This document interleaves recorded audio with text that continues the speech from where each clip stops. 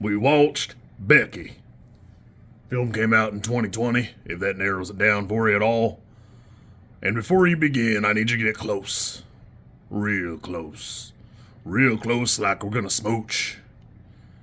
Now, before we begin, what if I asked you, you ever see that Kevin James movie? You a big fan of Kevin James? Well, have you seen the one where he's a neo-Nazi? No? Well, I had not either. And in this movie, he is. And I got a sweet spot in my heart for when a silly actor goes and does something pretty serious. Something real interesting. I love the number 23. I don't even know anymore if it's a good movie. I just love seeing Jim Carrey be serious and stuff. I don't know off the top of my head if it's any good. It's been a long time. And now I'm afraid to watch it and find out. But, I gotta be honest with you, I didn't think this movie would be that good. I was kind of scrolling around, thought, oh, let me have a look-see at that, and I was like, I wonder who this guy is there at the bottom. You can't even really tell it's him in the poster that's on, I think it's on Paramount Plus, if I had to guess. That or Peacock, they're about the same to me. Damn, if it's not pretty good. And I'm happy to tell you that I watched a fair share of my Kevin James movie. Here Comes the Boom is like comfort food for me back in the, somewhere in the mid-2000s if I had to say. And I'd be happy to tell you that it's probably not a good movie. It's probably okay at best. But boy, does he really nail the role here. Now, before we go too far, a little content warning. A thing I will probably almost never do again. My mother cannot handle eyeball stuff, and there is eyeball stuff, at least kind of briefly in this film. Although, kind of ironically, it is handled pretty well. I think they do a great job with that. I thought that was pretty good. And there are 2 dogs in the film, and one of the dogs does die. If you can't deal with that, I don't know. It wasn't so horrible that I thought about turning the movie off, but it kind of bordered on it for me. I didn't like that myself, but I will admit it is part of the movie, and far be it from me to tell you how to write your movie.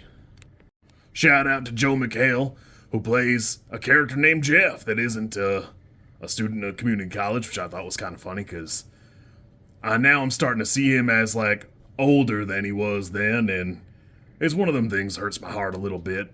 He's pretty good in this too. It's not like a standout performance by any means. It's pretty good, but it ain't like that Kevin James does in this film. Overall, it's pretty fun. I had a good time. This film has a benefit that I just watched Fear the Night, and I disliked it because I don't think it's that good, and I don't think it does a great job here, where this one does. It's got a lot of good characterization. Admittedly, you have to know that a couple of the Nazis are buffoons, at best. Honestly, you can't even really tell if they're Nazis other than hanging out with Kevin James, and Kevin James is a neo-Nazi, so they must be. Otherwise, they wouldn't be around a Nazi so long. And boy, if Becky doesn't do good, she really would be right at home in that there Inglourious Bastards, killing Nazis.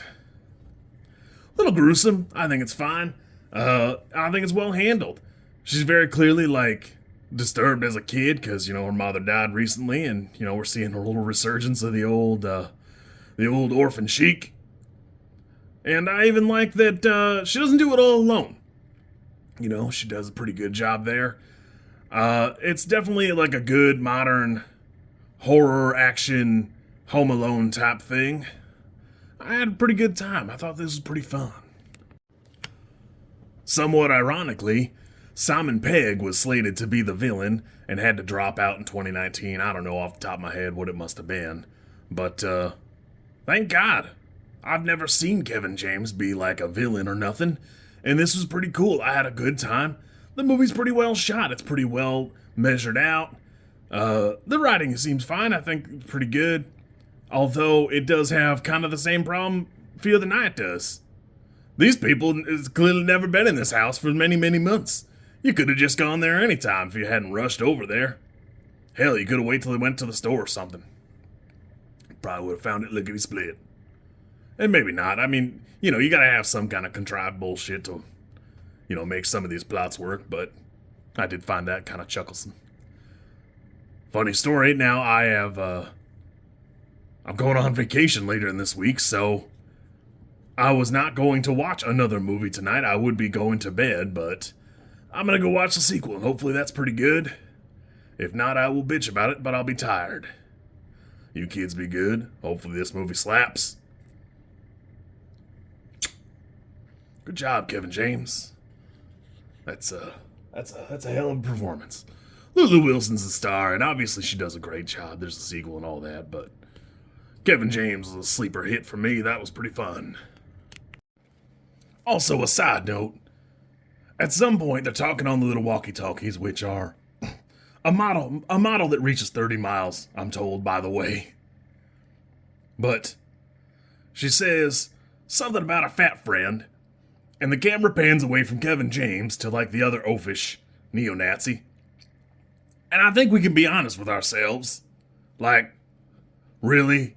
Really? Kevin James is like twice that dude's like, come on. Come on. Come on. If you like this content, I'm supposed to ask you to like, comment, and subscribe. I think like is here, and comment is probably down there, and subscribe over there somewhere too, I think. I don't know how many times this like snippet is gonna make it into a video. Everybody says you should do it this way, and I always thought it was just like an annoying thing other YouTubers did. And as you know, I am bad at editing, so if you like it, great, I'm happy for you. If you don't like it, I'm sorry.